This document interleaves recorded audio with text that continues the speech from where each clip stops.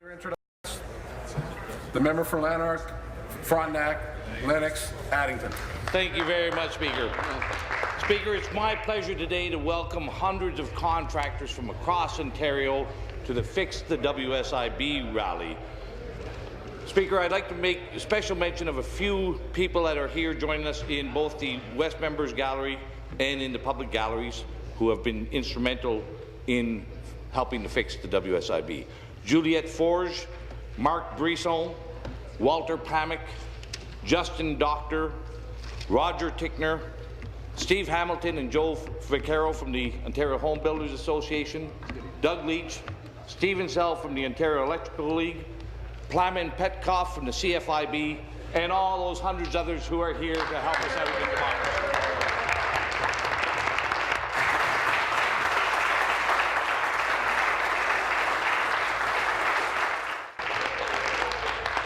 Thank you, Speaker. My question is to the Minister of Labour. Minister, today hundreds of contractors from around Ontario are joining us in this House because of Bill 119. Your government has used Bill 119 to force contractors to pay for mandatory WSIB premiums. These contractors already pay for private insurance because it covers them 24/7. Because if they slip or fall at work or at home, their livelihood depends on their ability to work. Now they're being forced to pay WSIB premiums, insurance that costs 6 to 7 times more than their existing private insurance that they will continue to need.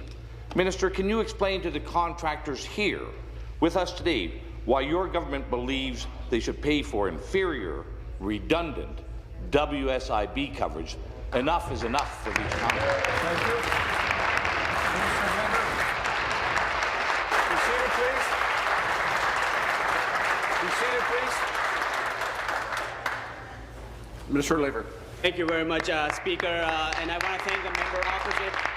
I want to thank the member opposite for the question. I had the opportunity to meet with the member yesterday and also the member from Essex, and I look forward to working with both of them to ensure that we continue to improve the working conditions of all our workers in our province.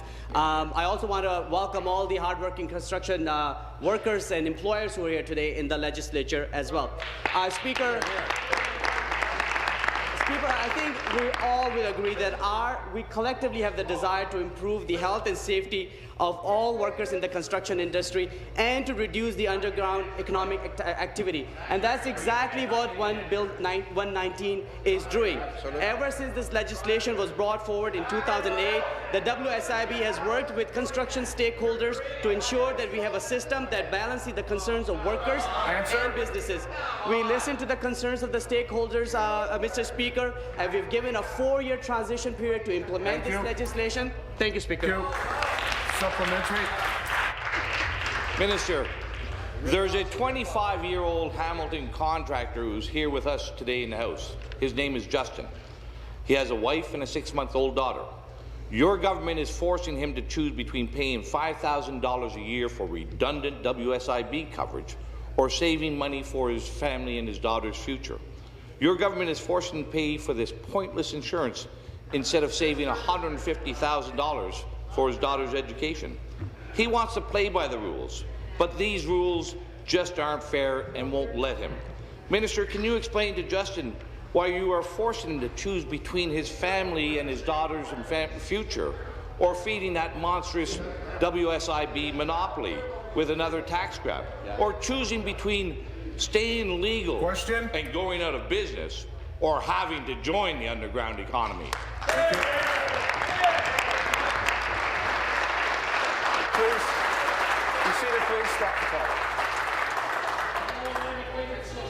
I will repeat what many speakers have said in the past.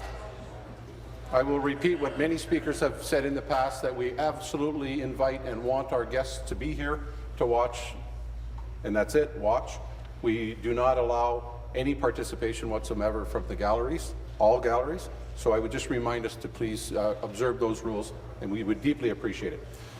Minister of Labour. Thank you very much, Speaker. This is a very valid question. I really appreciate the member for asking these because there are some very significant differences between WSIB insurance versus private insurance. WSIB coverage not only deals with an injured worker, Speaker, at the time of their injury, but also provides benefits to assist them in their post-injury state. The WSIB provides a competitive but different no-fault insurance product that protects employers from costly lawsuits and has predictable rates, tax-deductible premiums, and reliable benefits. Benefits paid by WSIB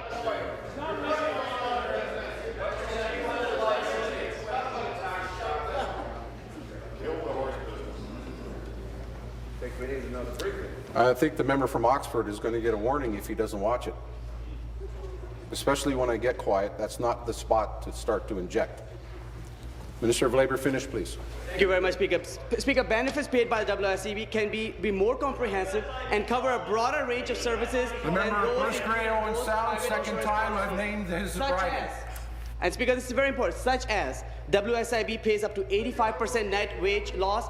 Benefits include loss of retirement income paid to injured workers from age 65, special allowances paid to severely impaired workers, including independent living allowances, and most importantly, Speaker, work reintegration and retraining services if needed. These are important differences between private insurance and WSIB.